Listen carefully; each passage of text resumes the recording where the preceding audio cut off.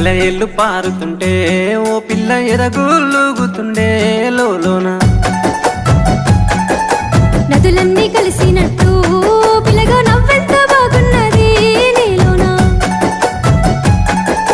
గాజుల సప్పులు గలుగల్లు మోగంగా గజ్జెల పట్టీలు గంతేసి ఆడంగా వరిగడ్డి మోపు ఎత్తి